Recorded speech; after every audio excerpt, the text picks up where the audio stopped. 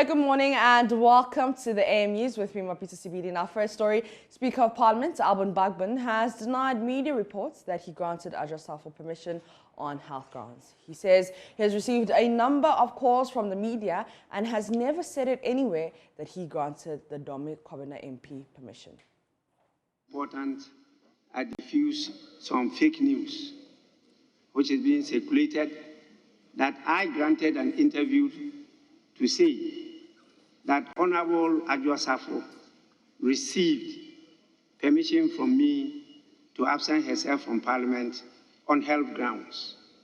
I want it to be known by all that I have not granted any such interview anywhere. I have not said anything like that anywhere. And the votes and proceedings of the House are so loud that she is absent without permission for all those days. That is on the votes and proceedings of the House. It's not the Speaker who determines who is present and who is absent. No. The votes and proceedings will capture those are present, those are absent, and those who are absent with permission. And so please, I received a lot of calls from a number of media men on that issue. And that's why I don't want to delay in letting the world know that I have not said any such thing anywhere. Please.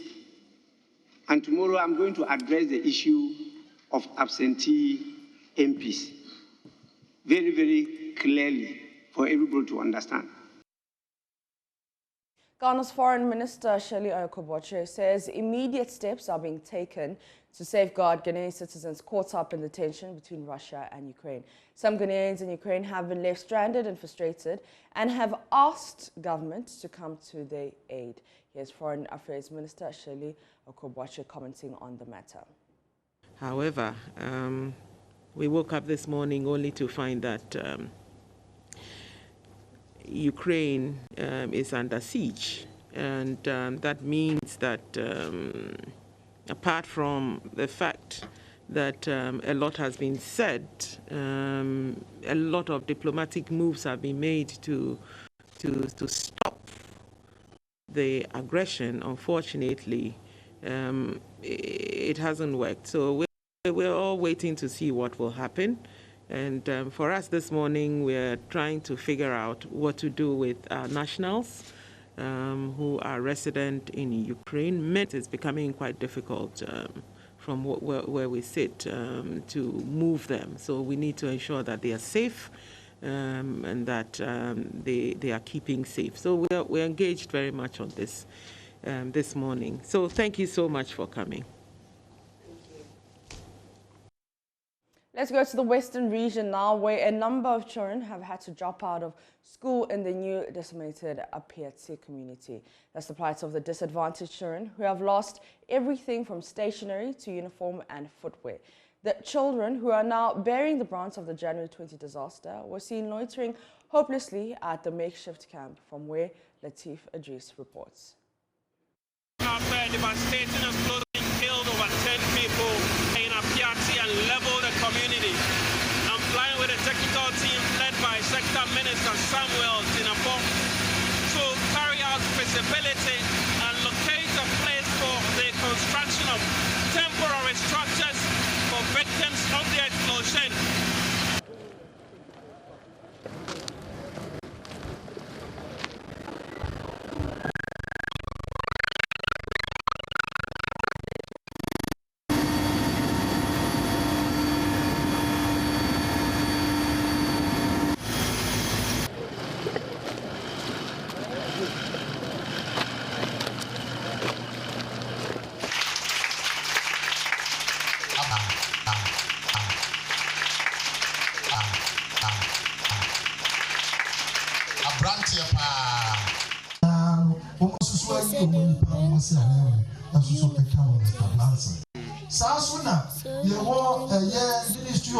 You lost it to the explosion, right? Yes.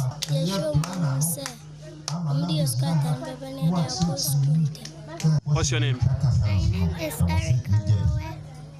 Why are you not in school? Muscatade. I didn't go to school because I lost my uniform, books, school bag, and footwear to the explosion.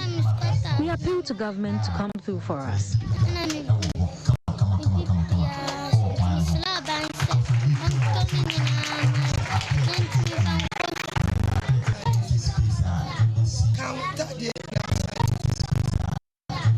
In the matter of the school and the education of the children, I'm reliably informed that the municipal chief executive is on top of that matter and is examining and trying to get them into school and ensure that nobody's education gets truncated unnecessarily. Yeah.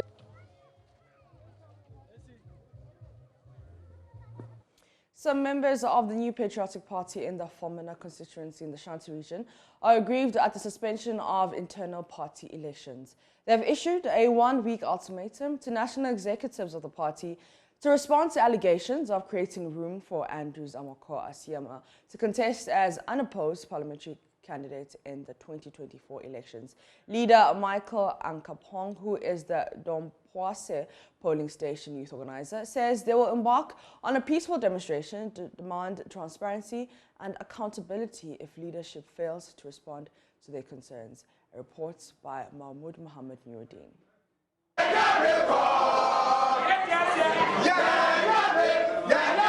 The concerned members of the NPPC attempts by the party hierarchy to impose Andrews Amako on them is illegal because he has forfeited his NPP membership after he stood as an independent candidate in the 2020 parliamentary election. Party hierarchy at the national level to impose Honorable Amako, the independent member of parliament of Fomena constituency, on the party in the 2024 elections.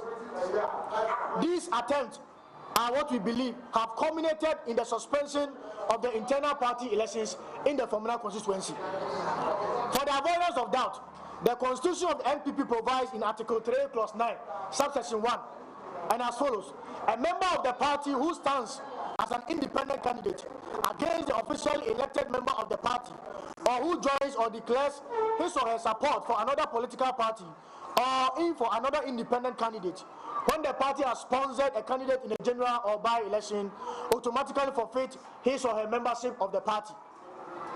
You will recall that Honorable Asiama was the NPP MP for Fomena from 7 January 2017 until his seat was declared vacant on or around 7th November 2020 parliamentary election as an independent candidate. At the time when the party had duly elected a parliamentary candidate. Despite the fact that Honorable Asiama subsequently won the election and chose to do business with the NPP group in parliament, there is no doubt that he is no longer a member of the NPP, and neither are his close associates who campaigned vigorously and openly for him in the 2020 elections. This is in accordance with Article 3 plus 9 of the NPP Constitution, which, to the best of our knowledge, is still in effect. The group says the suspension of the internal party elections in Fomena constituency is unacceptable. We respectfully request to be furnished with responses to the following within 1 week. 1. A formal written explanation from the National Executive Committee of the NPP as to why internal party elections in Fomena constituency have been suspended. 2. A formal written communication from the National Executive of the NPP of the purported decision to impose Honorable Amako Asiama on the party in the 2024 election. As part of efforts to transition to the use of environmentally friendly energy, government is committed to exploring the use of natural gas and nuclear energy. That's according to Deputy Energy Minister Dr. Muhammad Amin Adam, who says this move, coupled with other initiatives, would contribute to attaining a net zero future, ensure job security and rapid development. He was speaking at the second National Energy Transition Plan Forum in the Volta regional capital of Ho. Ghana is to abandon the use of fossil fuels, which present development opportunities but harmful to the environment, and adopt the use of energy sources that emit low carbon due to the Paris Agreement on climate change. This informed a decision by the government to constitute the Energy Transition Committee to spearhead the formulation of a framework to guide the country's transition process. The Deputy Energy Minister, Dr. Mohammed Amin Adam, who is the chairman of the committee, explained that Ghana commits to achieving a net zero future. And so we as a government have decided that natural gas will continue to be a major part of our energy mix. Natural gas fired power, natural gas supporting industry for heating purposes, etc., will be a major part of our energy economy. We even want to adopt other sources which are clean. For example, nuclear energy. Ghana has been making efforts at developing nuclear power. So we think that nuclear is one of the cleanest. Most of the world, Germany, United States of America, Britain, they have relied on nuclear to fire their economy. Then they turn around and say that nuclear is bad. Developing countries shouldn't do it. We want to do it. Even as I speak to you, coal, the UK government has just approved a coal mine project in Cumbria. So you see the hypocrisy in the global politics of energy. And so for Ghana, we think that we do not want to live on an island. We are part of the world.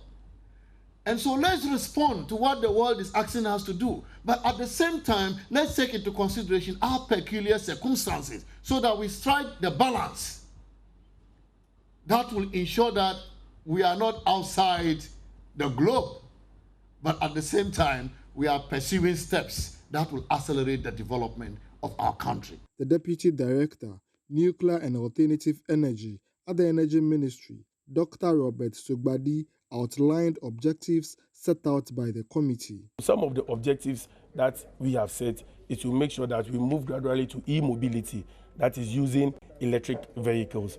Also increasing our renewable energy penetration to make sure that we have a lot of renewable energy diluting our energy mix. Also making sure that we improve our energy efficiency and conservation. Now, the next thing also to make sure that we move from liquid fuels to gas. So we are going to use natural gas as a transition fuel. Meanwhile, renewable energy experts are cautioning African governments against rushing into energy transitions without having the needed structures in place. Chair of the GNPC Petroleum Commerce, Professor Emeritus Omawunmi, believes thinking through affordability and sustainability would do Africa a lot of good in the global energy dynamics. The 7th public lecture series and awards was on the strategic thinking and transformation options on the dawn of global energy systems transformation. Chair of the GNPC Petroleum Commerce, Professor Emeritus Omuwumi Iledari, cautioned African leaders to tread cautiously in their bid to get enmeshed in energy transitions and the global energy dynamics. You cannot allow political expediency in this debate to develop a strategy for the sake of the future. You must get your brilliant mind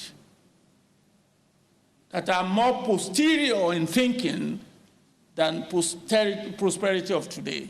What are the things we need to watch out for? One, affordability and sustainability.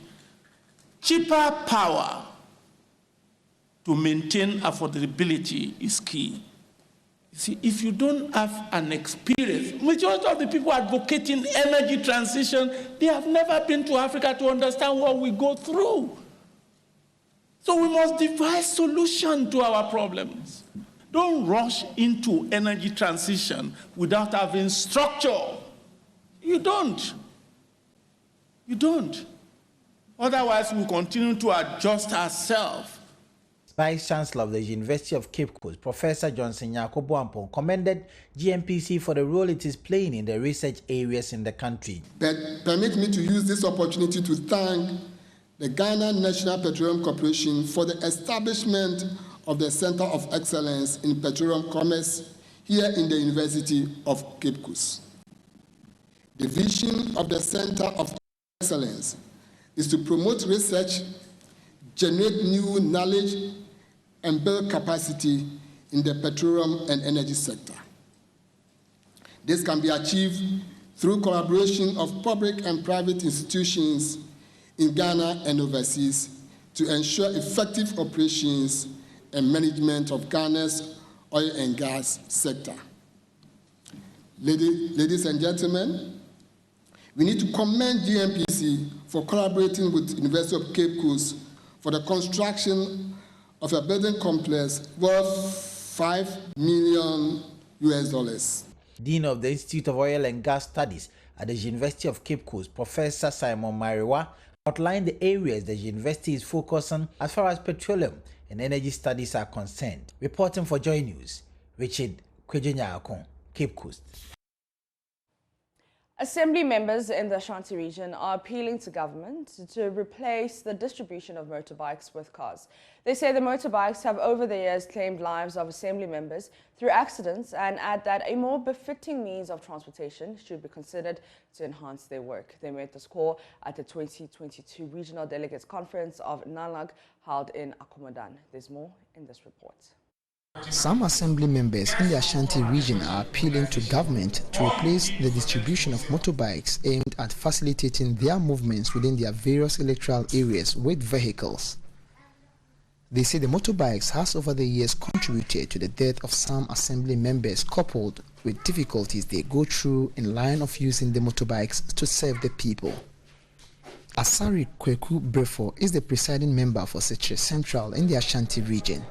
Looking at the situation we are in now, our road system, the way the motorbike is taking the lives of our assembly members, in fact, is not the best. So we are just appealing to the central government. If he can do anything positive for the assembly members, because the motorbikes is claiming the lives of assembly members.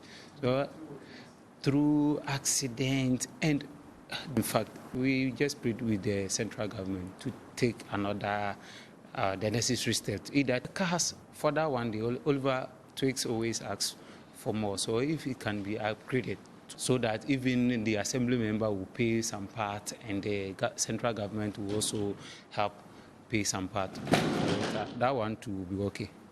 They made this call at the Ashanti Regional Delegates Conference of NALAG held in Akomadan in the Ofinsu North District. General Secretary of the National Association of Local Authorities of Ghana, Kokro Amankwa, noted that the association, considering the dangers associated with the use of motorbikes, is considering pushing the calls by the assembly members to policymakers. We all heard that motorbike, form of transportation is becoming dangerous and all that. So it's becoming dangerous to other citizens. Obviously, to the duty bearers, it's also dangerous to them. And so we are anticipating that maybe by the next distribution of motorbikes to the next assembly, something ought to be done about it, at least to scale it up for honorable members. And that is what I think. Earlier we had discussions with Honorable Haji Alima Mahama and that of the Common Fund Administrator. We had a lengthy discussions with that, and I think that we'll meet the current minister on this, and I think we have to move forward, push it forward for it to be done. He, however, reiterated the need for assembly members to be motivated considering the struggles they go through in line of work. I'm excited about the way assembly members are doing their work. I'm excited about the way unit committee people are doing their work. I see patriotism in them. I see people who are positive and wants to contribute to society and to contribute to Ghana.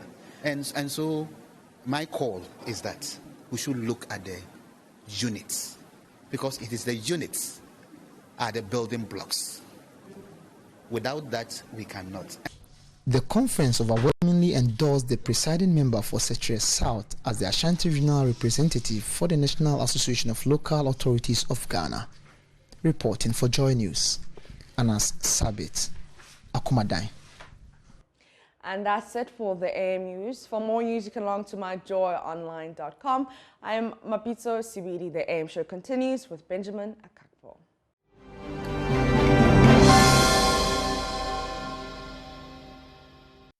Thank you for staying with us. Time now for the news review, and we dig into the papers this morning. But of course, topical matter, we're getting into the Russia-Ukraine situation. Later on the show, when we start with our big stories, it's one of those we're going to be looking at. And just to give you a bit of a teaser, we all know some 80 years ago about what transpired in Ukraine and why we are seeing some of the scenes we are, a sort of reenaction of the Soviet Union-like development many decades ago. Well, how does this impact us right here in Ghana? We have about 1,000 students there. The Foreign Affairs Ministry has finally reached out with a statement, giving some caution or some advice to our students there.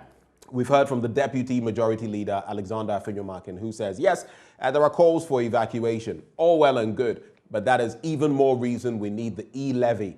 I guess now everything has been added to the e-levy. Roads, security, shoring up the economy, free SHS, and now the latest, if you want us to properly evacuate students in Ukraine, pay the e-levy. We get into those conversations and more later on the show. That's just a teaser. But the Daily Graphic this morning, Russia-Ukraine conflict, safety evacuation of Ghanaians key. That's according to President Akufo-Addo. Up until yesterday, I had not heard any response from Ghana, but, well, better late than never. President Nana Addo Dankwa Akufo-Addo has expressed concern over the impact of the invasion of Ukraine by Russia on the safety and evacuation of Ghanaians and also on oil prices. In that regard, he has urged students and other Ghanaians in Ukraine to seek help at government's places of shelter. The president said that was to ensure their temporary safety as the government engaged the authorities and relevant diplomatic missions and honorary consuls on further measures. And so those will be looked at, and the government places of shelter include Ghana's mission in that country, other buildings belonging to the government in that country, the diplomatic buildings of countries with whom Ghana has a bilateral agreement to fall on as a safety place, properties belonging to ECOWAS and the African Union. So all of those factored in. Yesterday, of course, on the BBC and Beyond, we heard from some of our students bemoaning all these happenings, and one of them talking about having been able to purchase 2 bottles of water and 4 portions of biscuits, and that was what he was going to hopefully rely on in terms of food, because going out, shops are closed, where to get food and water is becoming problematic. We wouldn't want to be in such a situation. So we pray for those who find themselves there. But there are other impacts of this entire development, and the story continues in terms of oil prices. While President Akufo-Addo expressed concern about the potential loss of lives and the safety of Ghanaians, he was equally frustrated by the effect of the conflict on global crude oil prices and its resultant effect on the economy of the country. And I quote, this means that fuel prices in the country are contingent on the ongoing conflict and likely to negatively impact Ghanaians who, for apparent reasons, are already facing spikes in fuel prices. Well, the prices are already high. Hopefully, we don't get to the point where if this crisis continues much further, we would have that impacting our oil prices as well. In other stories, La Mancha funeral slated for March 7 to 20. Electoral Commissioner's appointment must be competitive. Professor Ajiman Dia says that. And then government pays 16.45 billion Ghana cedis to power producers. That's according to the Deputy Minister of Energy. In the middle spread of the paper, Usubio urges common boundaries between Ghana and the Ivory Coast to ensure peace and security. And on the back page, man butchers daughter, injures wife. All of those in the Daily Graphic newspaper.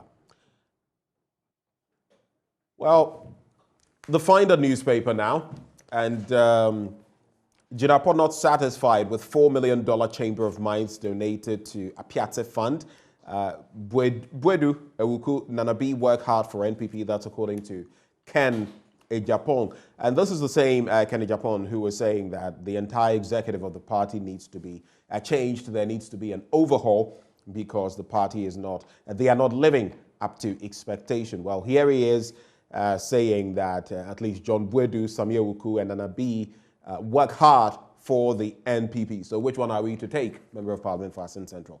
Oil soars to $105 after Russia attacks Ukraine. And yesterday, stock exchanges across the world fluctuated wildly, falling badly. In Russia itself, lots of falls. There are companies tanking on different stock markets. And Russia itself is going to feel the pinch of this entire development. Russia-Ukraine conflict, Akufo-Addo concerned about safety evacuations and oil prices. And I am very concerned about our delays, our very reactionary measures when it comes to these developments rather than proactive measures. We heard of Ghanaians, in Gambia, the Gambia, slaughtered like fowls many years ago. What happened? Same situation in Libya. It appears we want people to die for the country, but will the country die for us? That is the quick question that we can slot in there. If we are asked to die for our motherland, will our motherland die for us? Will it come through for us when we need it? Those are questions of concern. Let me say a very good morning at this point to Manuel Kranting, who joins the conversation. Manuel, good morning. Good morning, Ben. How's it going? It's been quite a week. It's been a bit fatiguing. A few things up in the air that we've been catching, a few bugs in there, but we're still here. We move, like we say. But on the back of what I was just saying, I was having a discussion with some people in our cosmetics department this morning, right before I got here. And yes, it came up.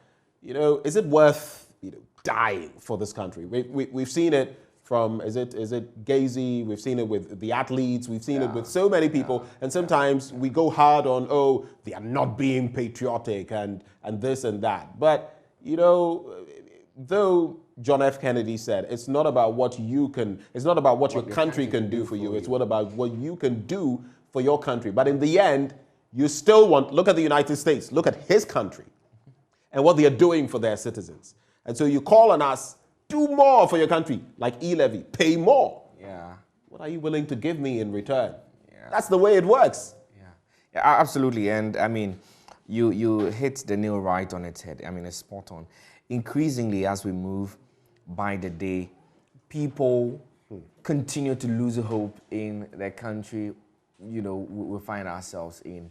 At the very least, as we move on, things should get better. We should have even more confidence in our state. The reason you would have people taking the laws into their own hands, for instance, you can talk about mob justice, you can talk about, stifling, stealing money, siphoning money, and all of those things, embezzling money and all of those ones. Of course, there's a fundamental principle of the wrongness in those actions. But beyond everything is what sort of instigates and pushes people into doing that. It's like asking yourself that I have the opportunity to steal 50,000 Ghana cedis or continue taking my, what government says is going to give 7% increment in salaries. Okay, so I take public sector workers. Salaries. I can take 7% increment if I'm taking even 3,000 cedis or 2,000 cedis.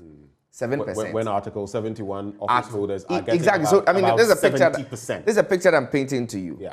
That if I have the opportunity to steal 50,000, and then I have the opportunity to take 7%, which one?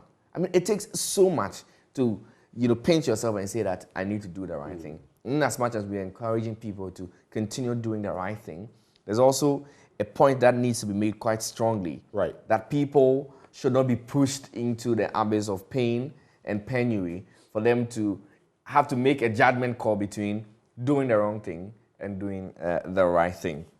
But having said that, let me just take you to the front pages of the papers that I have. Maybe right before you take us there, I just teased out those issues, but maybe something I'd like you to react to before you get there. Oil soars to $105 after Russia attacks Ukraine. It's the highest since 2014. Indeed. And interesting because 2014 is crucial in terms of the timelines of this entire conflict. Ukraine, the Orange Revolution, and the aftermath, and the change in the pro-democratic, setting that came up, and then the pro-West leaning. Exactly. So I mean, since that time, towards and then Russia becoming belligerent, the Russian bear, and now we see this. You know why I raise this? Because I'm very concerned. The fuel I purchase has moved from 6.9 something to 7.1, then 7.33, and now it's at 8.16. I think yesterday I should have checked. I topped up. I added a tot to my, because Charlie, and you know, you can't afford to allow the tank to run down. I was in so much of a hurry that I failed to check whether it had increased from 8.16 yesterday. You know what that means? So if within a short period, it's moved from 6.89 something to 8.16, and all this is happening, it leaves me living in fear because I hope there's no, now the prices on the world market are, and of course, it means that Ghanaian crude, our petroleum, will also attract the same price. Indeed. Are you getting it? Exactly. So what are we using that to do? I mean, to cushion the ordinary Ghanaian, or just, I mean, I'm just praying we'll not go to the fuel pumps and very soon we are going to see more increments. Because, Charlie, right now, I mean, I'm going to react to that. It's unbearable. I'm going to react to that on a lighter note too. I mean, he said he went to the pump, bought, and didn't even notice if there had been an increment. No. No. I didn't say I didn't notice. So I said I didn't check. I was in a hurry. You're in so much of a hurry so that I usually look at the board. But you know what? If your money was a specified amount, then you have no idea. Yesterday, let me not. But the point is because of my. But I think you made quite an interesting point to the end. That I mean, we started the year with a projected, revenue of $62 per barrel. We're now doing selling at $90 and the rest. We're not doing 105, really. Now it's 105, but we've been doing about 100% on that figure. Indeed, and you ask yourself that what's the windfall being used for? In fact, there are two levels. You introduce the price stabilization levy so that in the event of incrementing world prices, you cushion the ordinary Ghanaian. Well, we've seen a persistent hike in the fuel prices, but nothing has given in terms of the price stabilization levy, which indeed was introduced for this specific reason, that if the prices increase, then, you know what, we will use this to cushion you.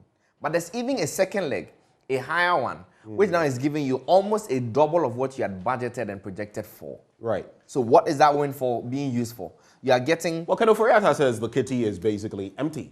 He said that, UTAG and others, you have valid concerns, but we have nothing in the kitty. And we've been told, like I was mentioning, right before you joined the conversation, that Alexander Afenyomarkin, Deputy Majority Leader, he says, you want us to evacuate? E-levy. You want better roads? You want good security, like we've heard from the Interior Minister. You want free SHS? E-levy. You can't hold an entire nation to ransom, really, on the back of e-levy.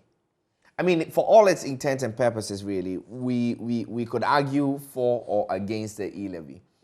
But the e-levy shouldn't be the fulcrum, really, around which every conversation that we're going to have in this country will be held. For instance, we want to get married, e-levy. We want to have a show on JoyNews, e-levy. No, we can't do that, really. You get the point that I'm making. I mean, beyond the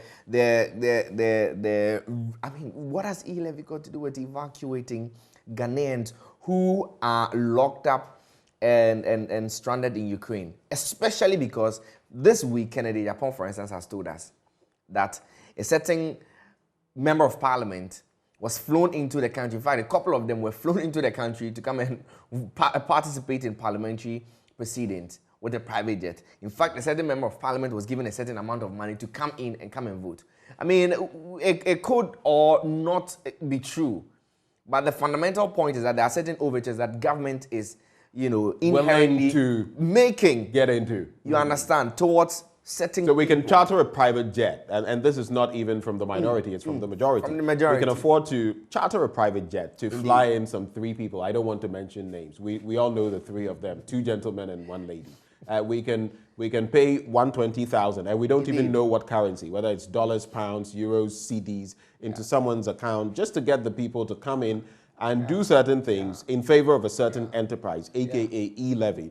But we can't forecast. I mean, you know what irks my spirit sometimes? The United States, with its intelligence, came through. And yes, granted, we don't have that sort of intelligence here. Even in our local matters, sometimes we are bereft of intelligence. No, but so globally, you have the countries with the wherewithal pointing to the fact that this is imminent. What steps were taken before this came up? It takes us on stations like this to bash, so to speak, for students to voice out their concerns before you see a foreign affairs ministry that should have reacted eons ago, now reacting with a statement. And it all looks, I mean, from this end, you look at it and you think, wow. If I were in there, I would be shattered. I would be heartbroken. We spoke to that gentleman, Prince, yes, who came into the country Saturday. Pretty lucky guy. Yeah, you read a statement and you get a sense that, you're on your own. So, I mean, we are praying for you back here and we're trying to do what we can. But prayers. But inherently... says he has 2 bottles of water and 4, parcels of biscuits, and that's what he's surviving. Inherently, you're on your own. We're trying to galvanize what we get, we give to you. That's the statement that we saw. And I can't buy the argument of we don't have the intelligence structures enough here because, for instance, you're a member of the UN Security Council. At which level you are exposed to high level, global intelligence. And so, I mean, that is not enough to say that we don't have the intelligence like the US did to have been able to forecast some of these things. But water under the bridge. Now, I mean, the casualties are increasing by the day. Yesterday, Volodymyr Zelensky spoke and said about 137 people made up of military and civilian folks had already lost their lives. And this number is only waiting to increase, at least with the trajectory that we're seeing currently.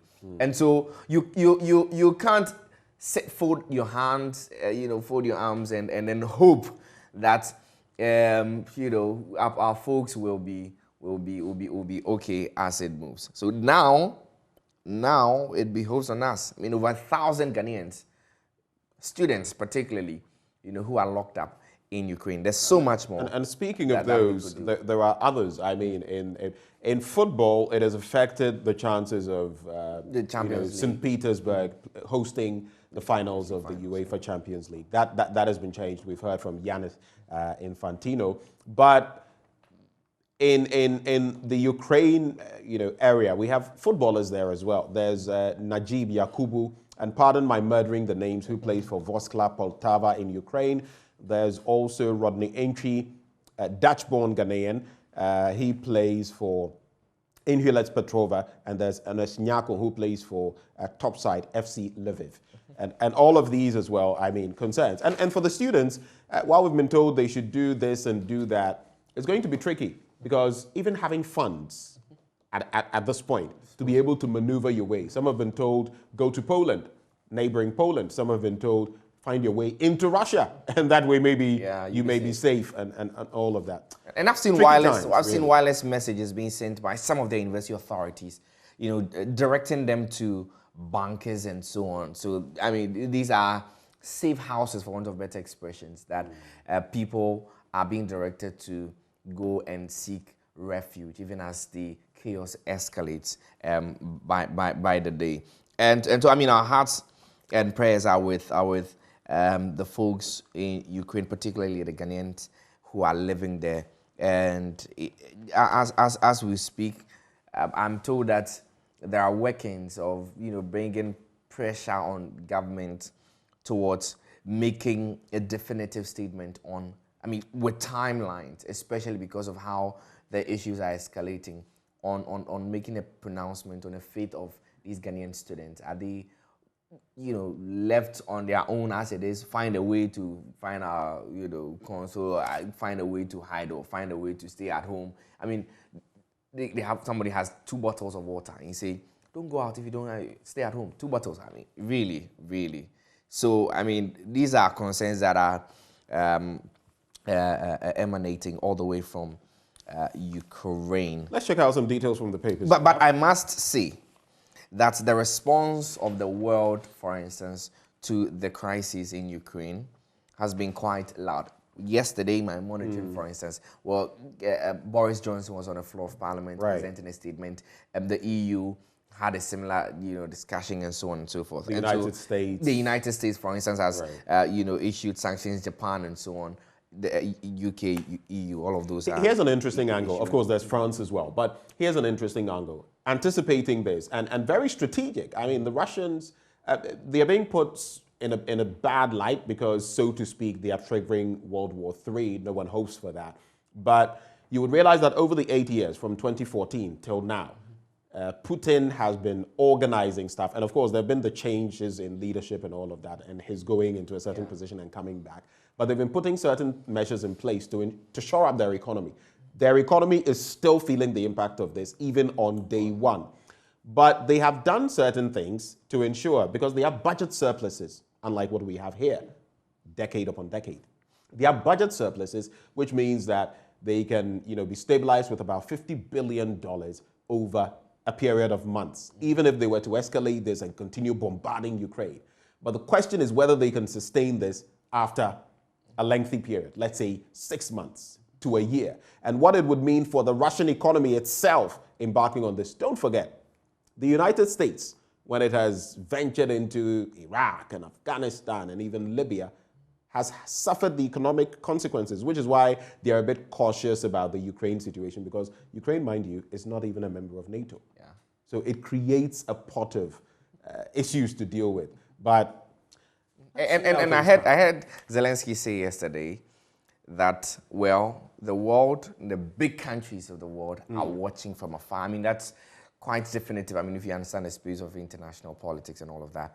I mean, it's a desperate cry for help, made that clearly, that we're suffering here and the big boys of the world, for instance, are watching from afar and we're looking to see what they would do. And it brings to mind how these senior brothers or senior members of the world go up in this muscle flexing contest, which essentially catches up small and, little countries in the mix. Now, the reason Ukraine is having to suffer all of this is not because of even Ukraine and its proper context of workings. It's because of the suspicion of what Ukraine's attachment to a certain organization and its allies will do to Russia. So everything is all cozy until you start making overtures to NATO,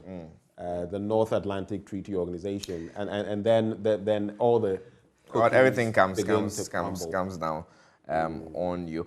And so what? Let's do the papers, shall we? You can do the others. The only one I have left that I would look at is Republic Press, which talks about Adwoa Safo's woes deepening as Bagman denies granting her permission. Was it a denial of granting her permission, or was it a denial that he had said that he hadn't granted? The latter is. The latter is what actually is, and I mean it's quite tricky, because to say that, oh, I have not said that I have not given her permission, right, is to inherently sort of suggest that you actually did not. No, but that's not what he said. But you can only infer. That's what I'm saying. It is that's not inherently a categorical suggesting. statement. So, properly speaking, what the man has reacted to is not the fact that he had given or not given permission.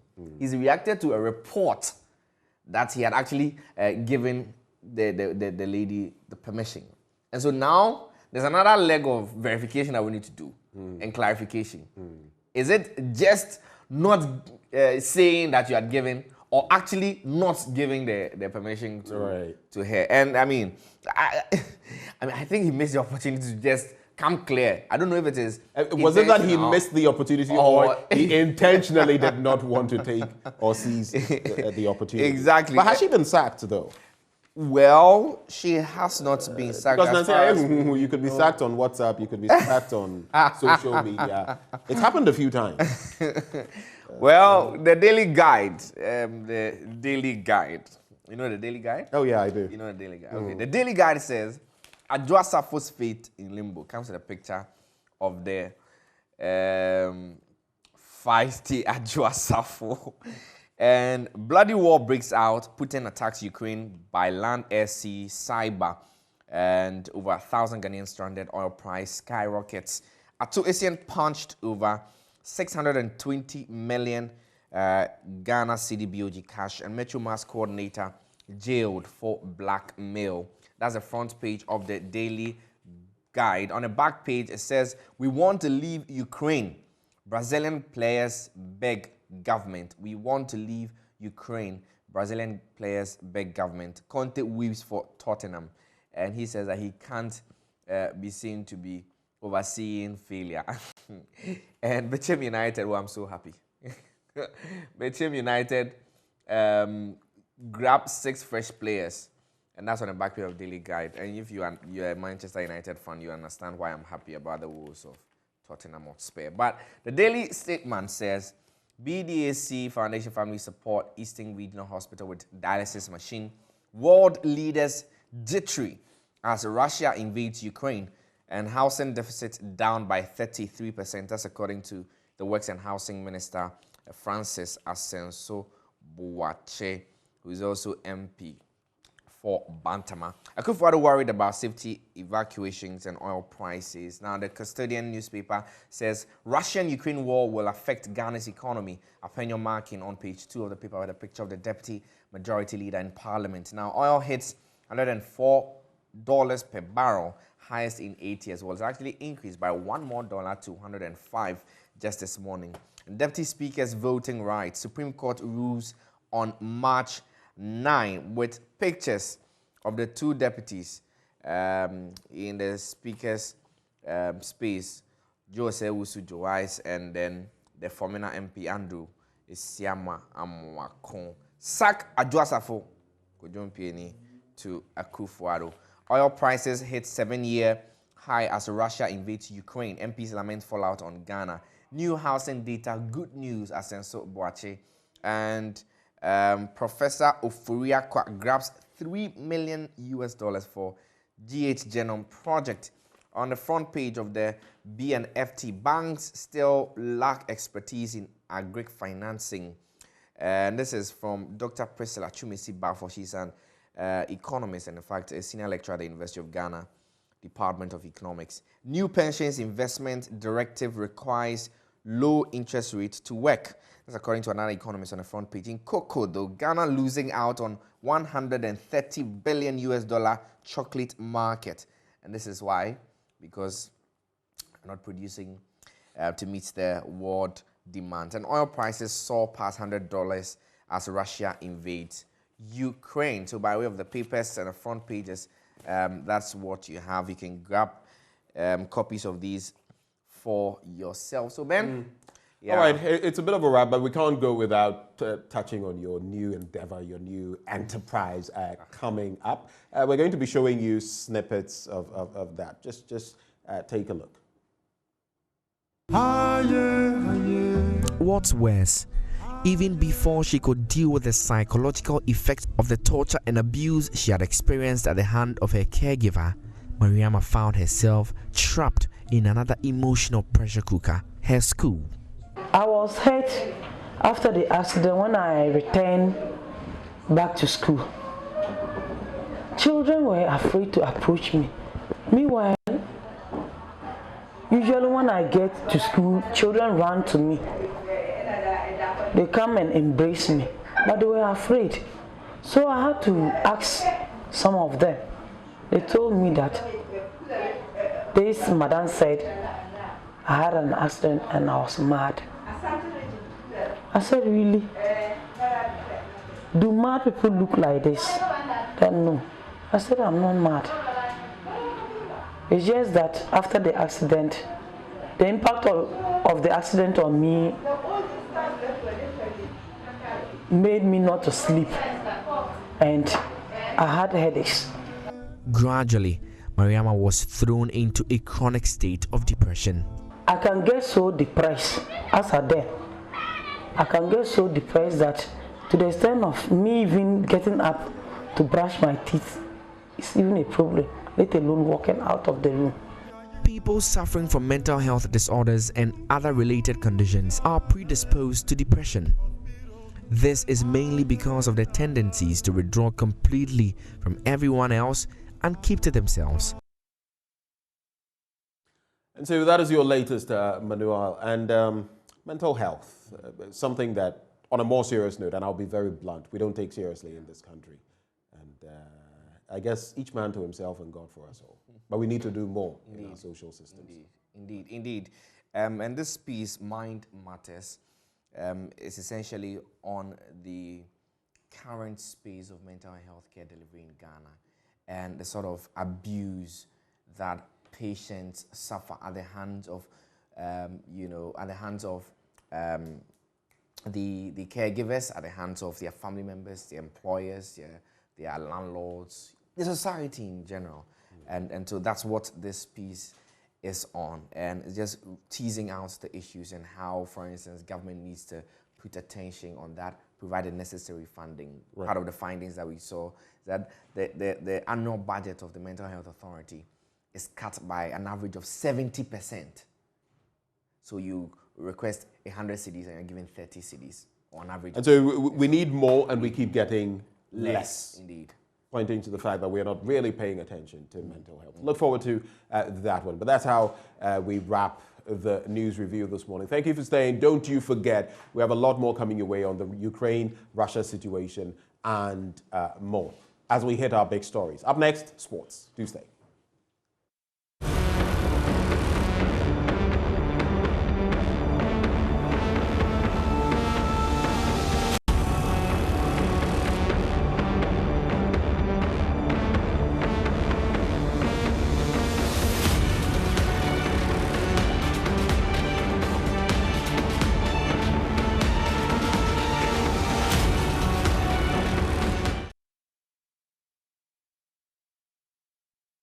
Good morning, everyone. Welcome to AM Sports. I am Muftau Nabila Abdullahi, contract manager for Legon facility.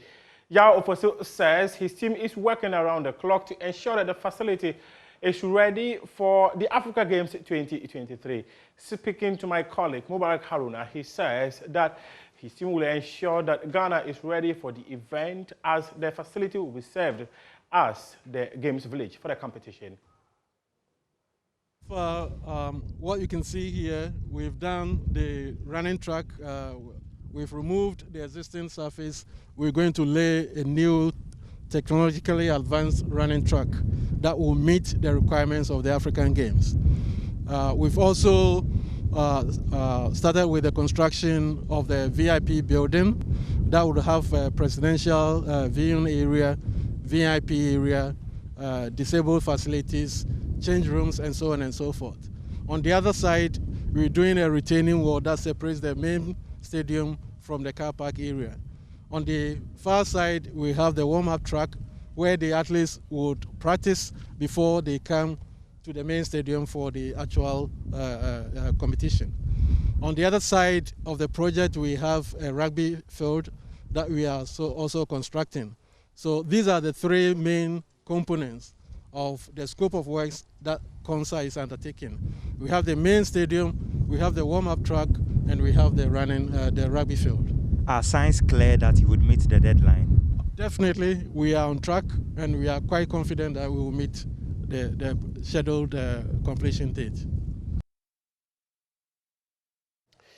Samuel Nkum is open to making a return to the Ghana Premier League after a decade of plying his trade in Europe.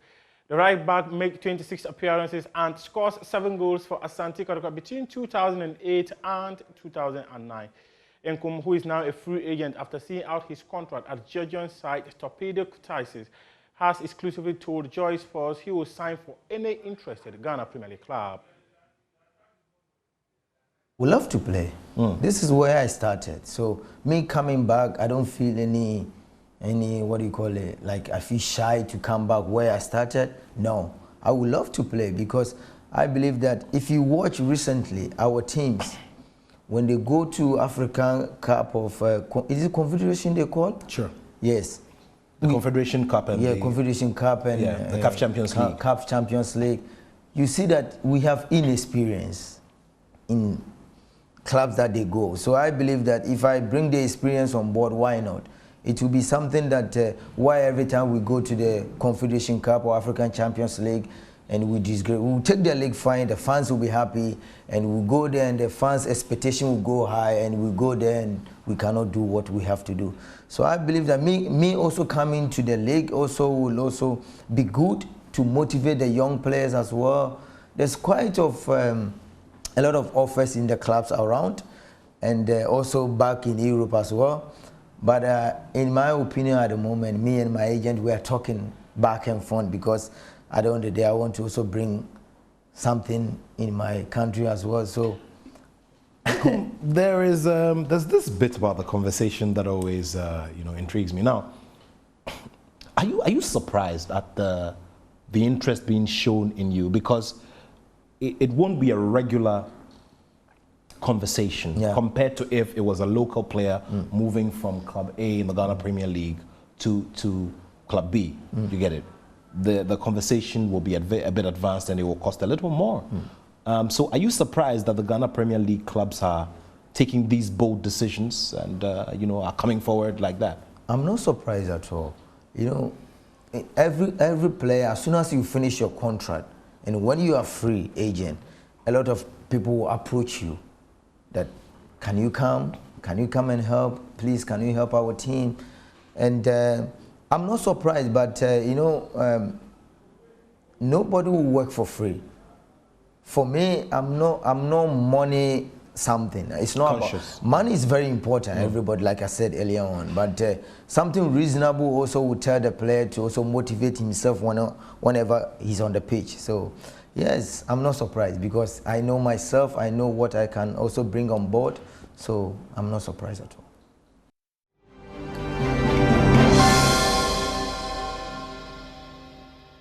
We need to pose a question to our Foreign Affairs Ministry and have the Foreign Affairs Ministry answer to us as Ghanaians as to what steps or what they know. And I think that would be apt. And that would be an urgent question. It is an urgent question. Find those that matter to you on the all-new AM show. I don't think that it is too early for us to begin to consider evacuation. Evacuation is not just an event. It's going to take a whole lot of processes put in place for that to happen. And so we must begin doing that now, especially when we are told that communication lines are being cut off. Food supplies will soon become a challenge. You want to ask why, so why not? You want to have a say. The safety of Ghanaian students in Ukraine and to work towards the immediate evacuation of Ghanaian students, those studying in Ukraine. Mr. Speaker, this we must do.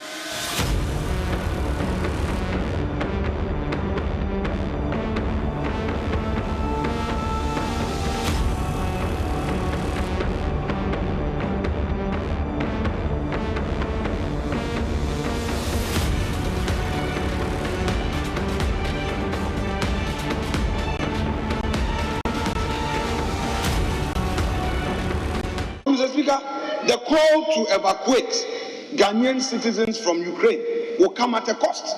No European country will evacuate our citizens for us. No Ghanaians, no European country.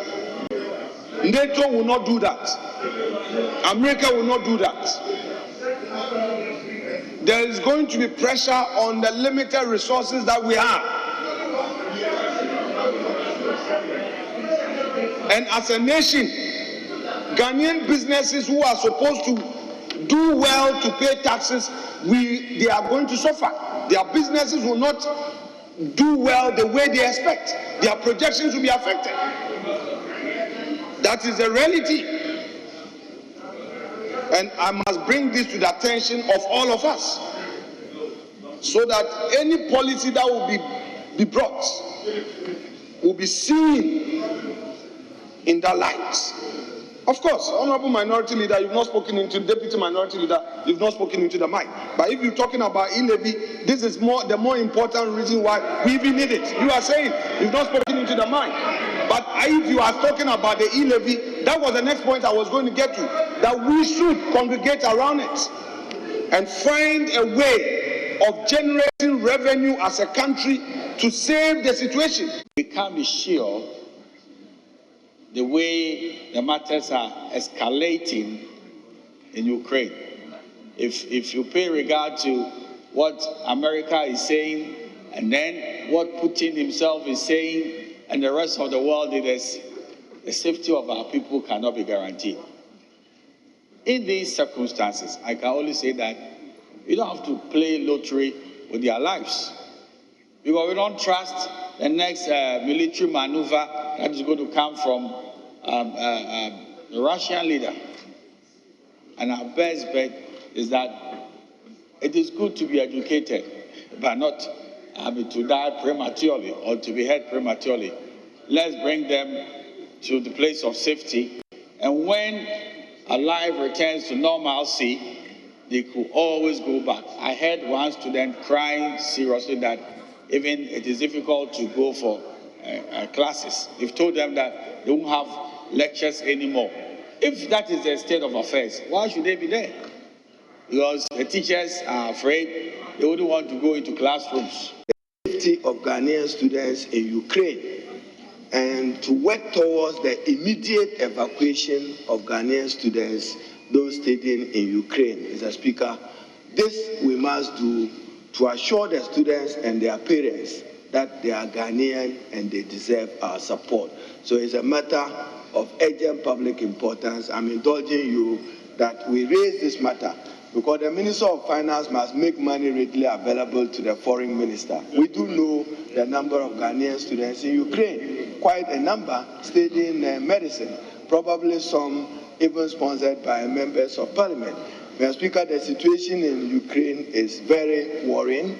We won't go into the diplomatic matters related to Ukraine for now until we are guided what Ghana's foreign policy position would be on that matter.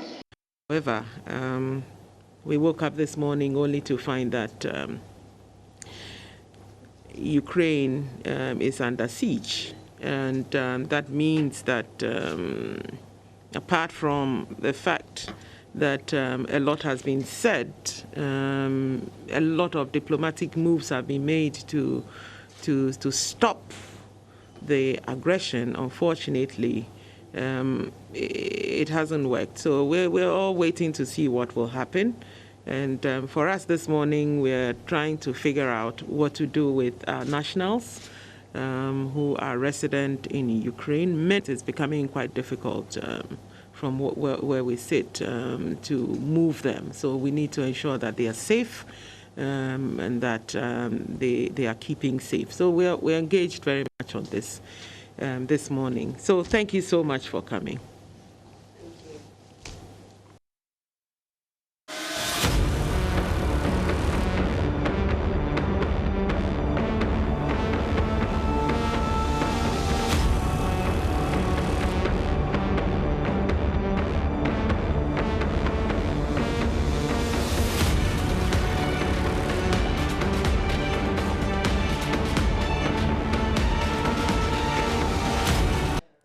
We're now veering into the Utah conversation as we talk about the latest on that development. We're going to be bringing you, as we know, there have been engagements between the Fair Wages and Salaries Commission. They have given their end of the conversation. We have the National Labor Commission as well, which has served as that intermediary. The courts have given their ruling, and now the 15-member Utah groupings are putting the matter to a vote. We've had some of them who have rejected, the idea adopted by NEC to get back to post for the teachers to go back and do what they do best, teach. We've seen the University Teachers Association of Ghana, from the University of Ghana, from the University of Education, Winneba, lean towards a rejection. We've seen KNUST and others lean towards going back to the classroom. Only time will tell, after all 15 of them have voted, whether they will reject this or, adopt the approach of going back to the classroom. But we have the Fair Wages and Salaries Commission, and they have also waded into all of this. Of course, crucial when it comes to the conditions of service of the university teachers.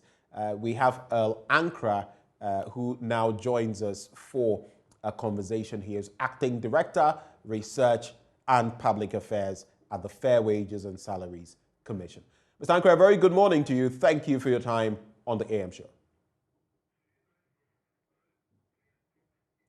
Right, so we've lost Earl Ankra. He'll be joining us, reconnecting with us shortly. But let's find out what the Fair Wages and Salaries Commission has been up to. Earl Ankra has been speaking. Watch this. meeting started today and it was quite cordial. We could not go deep into the issues. It was an introductory meeting. Remember, this is the first time we're meeting since the call of the strike, and following the calling of the strike, Fair Wages was then at liberty to invite them for the engagement process. So that was what happened today. Nothing much. We've not gone into the hard crust yet, but this was how it went. It went about. It's interesting that you made a last-minute call, if I may call it that way. Pardon me if I'm not referring to it right, but we understand that the meeting was called last night. Is that to say that government is finally seeing reason with the concerns that UTAG has? Well, government always finds reasons with concerns that any group of workers have. Of course, there have been discussions. So letter was actually, before then there had been engagements as to the setting of the date for the meeting.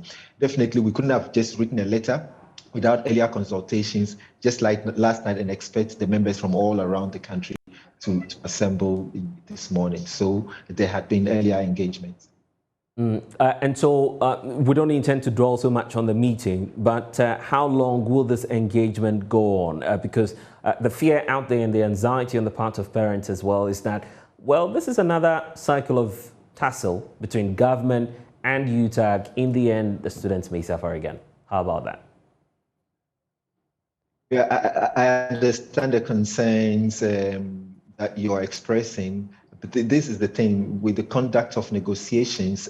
No one party is able to say, okay, this is how this meeting, how long this engagement is supposed to run, and this is when we expect it to end. It's a negotiation, and we are at the within early days yet.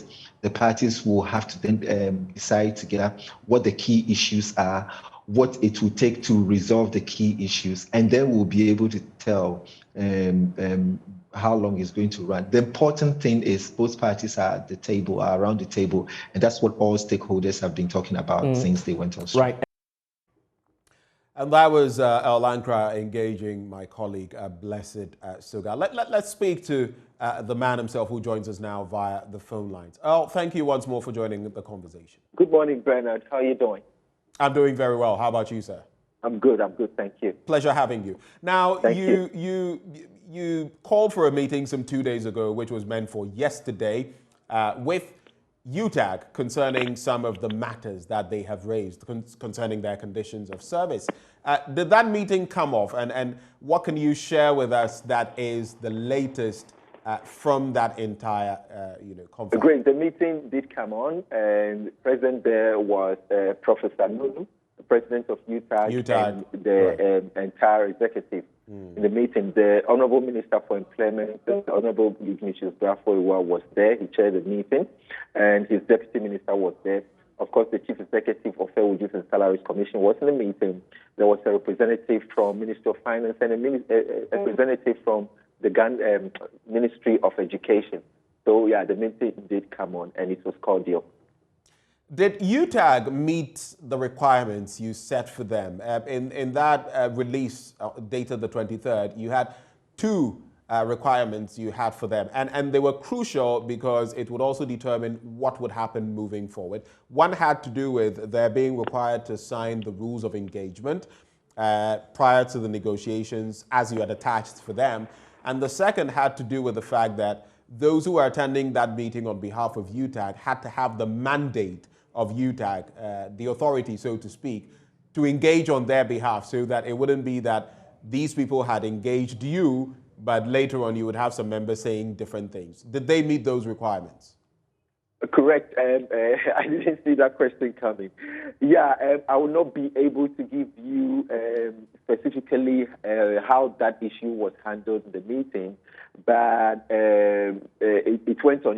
Definitely the concern is the fact that, like you rightly said, you are in a room negotiating with a party that's supposed to be representing a certain body, only for the body to go out there and say, no, whatever you've agreed on, whatever you've signed on, has to be rectified by our members from different campuses before we take them in. And that was why we asked for those requirements. But at the end of the day, UTAG has not called off the strike. We are not dealing with UTAG Legon or UTAG whichever campus is in question. We're dealing with UTAG as a national body, and they were in the room, and negotiations went on. And so, like I said, this is just the first day. It's been adjourned to next week, Wednesday. And when we meet, some of these issues may come up and we'll trash them out. Pardon my going back to the issue, Mr. Ankra, but it was crucial for you to meet these two requirements, else you wouldn't have put them in your statement. So why are you shying away from it? Is that to suggest that UTAG did not comply? The important thing is we are negotiating in earnest. Again, let's consider the fact that we've not gone deep into negotiations. We cannot, we will not be able to tell at this moment if the requirements will be met or not. It is something we put in. The meeting started. The minister was in charge of the negotiations, of course, of bringing the two parties.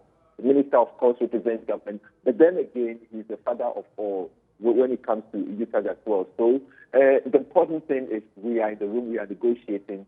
When it comes to the point where we are to sign, then maybe some of these issues will come up. Definitely, it is disheartening that you would have signed onto something only for members behind the scenes, so to speak, come up saying we disagree.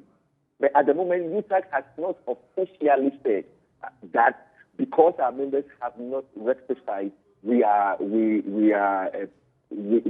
taking against what we have signed on. UTAG as a body, the team that came yesterday did not say we are having issues with our members, so what we signed is null and void. Nothing of that sort came up. So we have to assume that, yes, whatever we signed with them has been taken in. We can negotiate going forward. Maybe when we're done with the nitty-gritties and it comes to signing, maybe another conversation will come up. But what we are fortunate and what we are happy about is the fact that negotiations are on in earnest. I know you said that there's going to be a follow-up meeting, but as of yesterday's meeting, how would you describe it? Fruitful? Oh, yeah, it was fruitful, it was productive, it was cordial. Main issues were brought up. UTAG also tabled some issues. You know, up until now and throughout the strike, our concern as Fair Wages and Salaries Commission was that some of the issues they were mentioning out there in the media were not officially tabled. Initially, they were asking for a copy of the labor market survey, which we gave to them, and then we were expecting them to come back to us with any observations from having studied the labor market survey. And then they called a strike saying they are not happy with the content. You know, so what all the issues that were coming up were not really officially on the table. And so now they have put them officially on the table, and we are looking into it. The important thing is not to drag the past. The important thing is to look forward and go ahead. And then we have to remember that, yes, some campuses are voting against what their leaders have signed, but the leaders have not come to say, we don't want this anymore. We are tearing the agreement into shreds.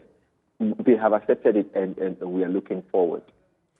Now that you speak of the LMS, the labor market survey, it feeds into the conditions of service that these university teachers are talking about, and also feeds into what we've heard from Finance Minister Ken Ofori-Atta, that there's precious little in state coffers, and maybe we need the e-levy and all of that to sort out some of these matters. So what exactly is the way forward in that respect, in terms of the conditions of service of university teachers? Some of them have spoken to us, some privately, some on air, and said that while they are willing for the sake of students and all of that, maybe to make some concessions, they are not seeing enough from, in terms of the labor market survey, in terms of the Fair Wages and Salaries Commission. How do you respond to that? Good. So the labor market survey was not conducted by Fair Wages and Salaries Commission. It was conducted by the Ghana different groups, Statistical Service on behalf of government. And, you know, they are the authority when it comes to research in this country. And they did a good job nationwide. They concluded, they completed, and they brought the report. Now, that was what UTAG was asking, was given to them. The thing about research work is at the end of the job, and when you look at the reports, they will give recommendations. This is what we have reserved, we have observed. But then these are our recommendations. Recommendations remain recommendations until the end user, being government, has said, okay, we'll accept these parts of the recommendations, or we are rejecting them entirely, or we are exchanging this for that and all that. Government has not as yet done that. So for any group said, okay, we've seen the recommendations and they are not consistent with what we were expecting with regards to our conditions of service. So we are going out on the strike. It was a bit disappointing. Let's remember that the beneficiaries of the labor market survey will not be just UTAG alone, Right. the wider education sector and then even the health sector. So government is yet to look into the results of the labor market survey and decide what to do with the recommendations going forward. As to how the conditions of UTAG members are affected when it comes to the labor market survey, I think it was a bit of putting the horse before the cart, because, like I said, those things have not been looked into yet. All the stakeholders will sit around the table and look into the details. So that's where we are at the moment. UTAG members are being paid their salaries every month, even though they were on strike. Their salaries were coming. All allowances due them were giving them. All premiums due them were given. Nothing has been shifted so far. The results of the labor market survey they are expecting will favor all their members. But then, when you look at the white paper for the implementation of market premium, there are guidelines that will have to be followed, and we expect all parties to calm down. They look into the guidelines, they look into the results of the labor market survey, and structure a way forward. Maybe my final bit to you as well. The Fair Wages and Salaries Commission itself has, time without number, been said to want to pandy to the employer, government. In recent times, when the UTAG thing came up, you were outspoken. You've spoken a number of times in some ways that UTAG did not find appealing at all. How do you respond to that? And how do you think moving forward, maybe that shadow of, wanting to please government can be taken off the Fair Wages and Salaries Commission? The single spine pay policy was, and Fair Wages and Salaries Commission, this is an act of parliament. So I know what you're talking about, but that will be looking into wider areas. Fair Wages and Salaries Commission, our mandate is to manage the single spine pay policy and the single spine salary structure. So whoever is on it is whom we are looking at. Whatever issues they have, if they're talking about winning of the single spine salary structure, that will be a different ball game. A whole new conversation will have to be had, because of course there were institutions that used to be on the single spine salary structure that were weaned off because they became self-accounting agencies. They were generating their own funds. It meant they will be able to handle their resources and they will be able to pay their own salaries. It is allowed. Government has looked into some organizations of that nature and have been weaned off.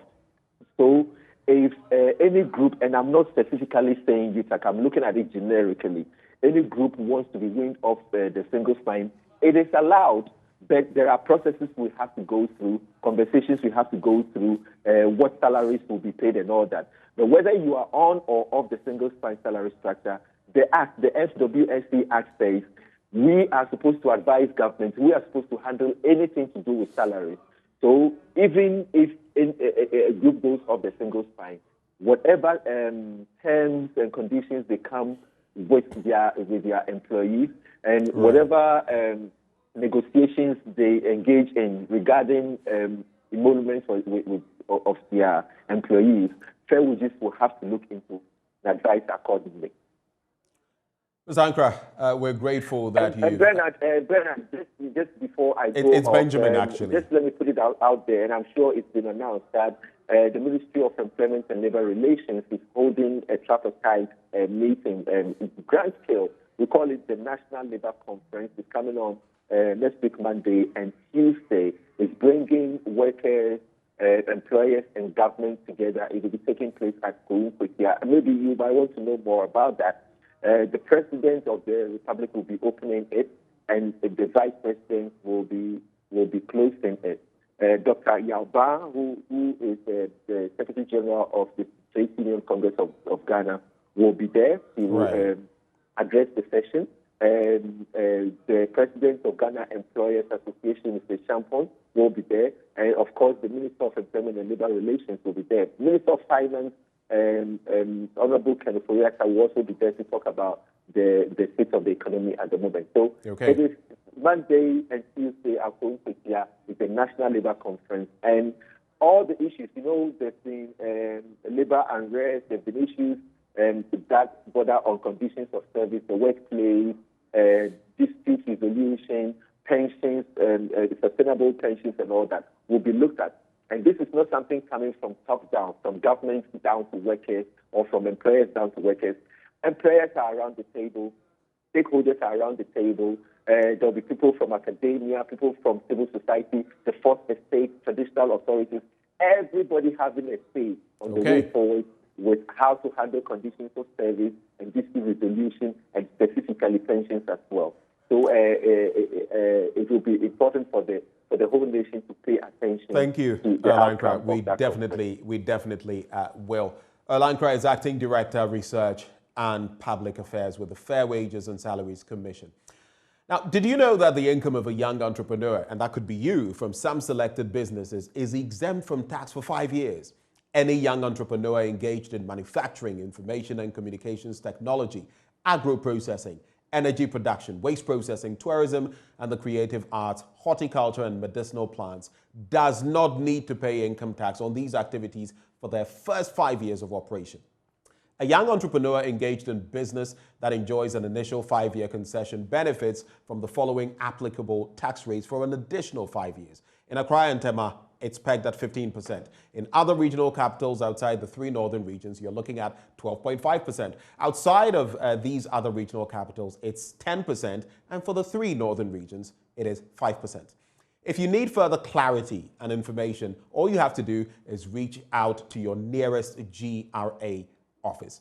Ghana Revenue Authority, integrity, fairness, and service. Now, before we cap off, if you love what I'm rocking this morning, it's by kind courtesy of Catherine Gordon of Catherine Garments. You can reach out to her on 0277 580 050. They're located in Medina New Road around the Rolling Circle. On Facebook, Catherine Garments GH. On Instagram, Catherine_Garments. It's been another beautiful opportunity. It always is a pleasure to connect with you. Thank you for watching, and let's connect again same time on Monday. Don't you forget, our major news bulletins come your way at 10 and at noon. Do have a wonderful day. God bless you.